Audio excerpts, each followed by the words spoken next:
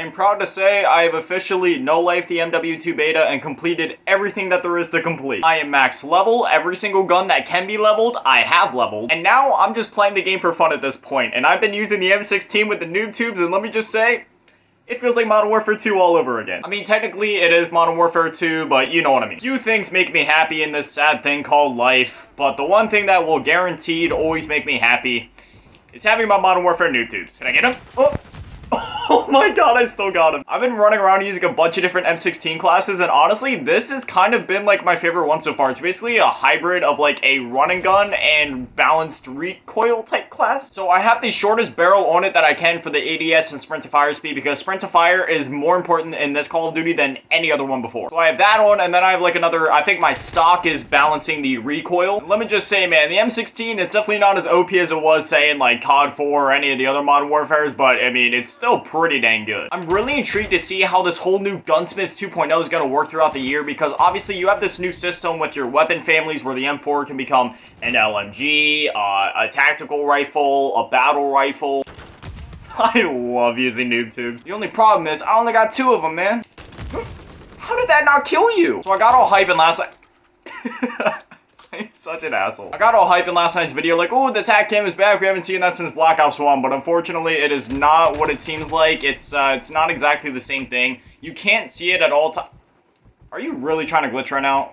No. In Black Ops 1, the camera feed would stay on your screen at all times so you can see it wherever and kind of use it as like a strategic way to watch points on like domination or hardpoint or something like that. But in this game, it's not exactly like that. When you put down the camera, it doesn't stay on your screen the whole time. You kind of have to like pull up an actual like tablet thing or whatever to look at it, which then obviously means you can't defend yourself. So it's not exactly as useful as I was hoping it would be, but is what it is. A few things missing from this game still though. I wish there was an option. You know, I understand the whole disbanding lobbies, gotta balance the SBMM for the noobs, so then little Jimmy playing Call of Duty for the first time doesn't get mad and never plays it again. But I wish there was an option to at least vote to stay in the lobby if you wanted to. Like if you have guys that you're squatting up with, say on like Search and Destroy or something like that, then you could have that option to do that, because there's gonna be times where like you find people that you really like to play with, a chance that maybe you don't memorize their gamer tag. So after you leave the game and you get sent to another lobby, you don't remember what their gamer tag was and you'll never get to see them again. It's kind of sad actually. It kind of like destroys the opportunity to make friends through Call of Duty. And I can tell you, all of my friends that I made online have basically all been through Call of Duty. It's like younger kids and people that this is going to be kind of like their childhood, man. And, you know, just with the whole disbanding lobby system even being in the game in the first place, that automatically destroys some of the potential for some people to make, like, lifetime friendships off this game. Because I can tell you, I'm still friends with people that I met back in 2nd grade on Call of Duty. I'm utilizing this noob tube every chance I get. You know, when the full game comes out, everybody's going to be rocking Flak Jacket or whatever the equivalent in that game, or of that to this game is going to...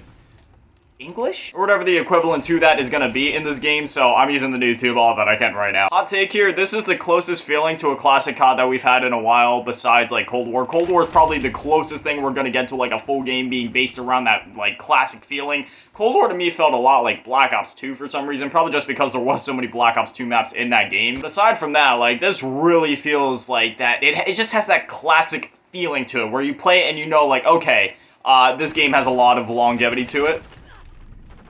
I'm so sorry. I can't wait to see what the MW2 rendition of Shipment is going to be. I mean, after MW 2019 and with all the camera grinding, you know Shipment's going to be in this game. Goodbye. Wait, no. Yo, I'm going to get you.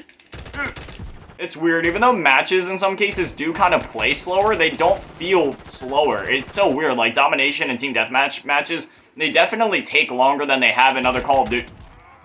What were you doing? They definitely take longer than they have in other Call of Duties, but it just doesn't really feel that way. Out of both the LMGs in the beta right now, this one's definitely the best, the 556 Icarus. This thing is absolutely disgusting. It's part of the M4 family, so I mean, that kind of explains it. This is another cool feature right here. Okay, so look, I'm mid-reload, I stop my reload, and then as soon as you stop moving, it starts to do it again. It's so sick. See, when it comes to the other COD developers, Sledgehammer, Treyarch, you know you're just gonna get a fun game through and through, but when it comes to Infinity Ward, that's when you're gonna get those small little attention to details and like the weird little innovations that actually change the game in a major way, even if it does seem like a small thing at first. Like the fact that you can't reload cancel in this game, that's pretty big. That and the fact that just running doesn't reset your reload animation, you get caught in the middle of it, and then when you switch back to that weapon, you'll just pick up where you left off. Like, that is a change that has honestly changed the way that I played a lot. Like, I use my secondary weapons a lot more than I used to, because I used to reload way before my magazine was actually empty, but nowadays I find myself having to be like, oh shoot, I started reloading my other gun, the mag isn't in there yet, so I gotta switch my pistol and pop blow his face all over the walls. I swear, man, calling in UAVs in this game,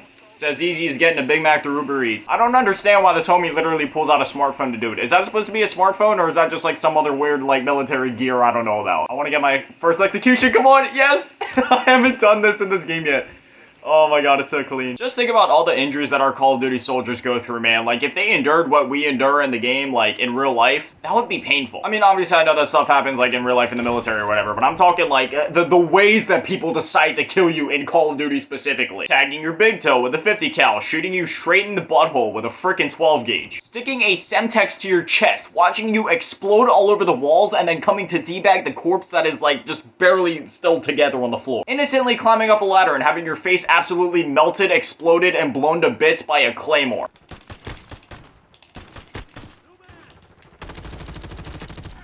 About time. As always, a shout out to the patrons, Karma's favorite grandma, and Lil Booty Tap. Hopefully you guys enjoyed, and hopefully I see you guys back in tomorrow at 7. Thank you for watching. I love you all. Stay beautiful and have an amazing day.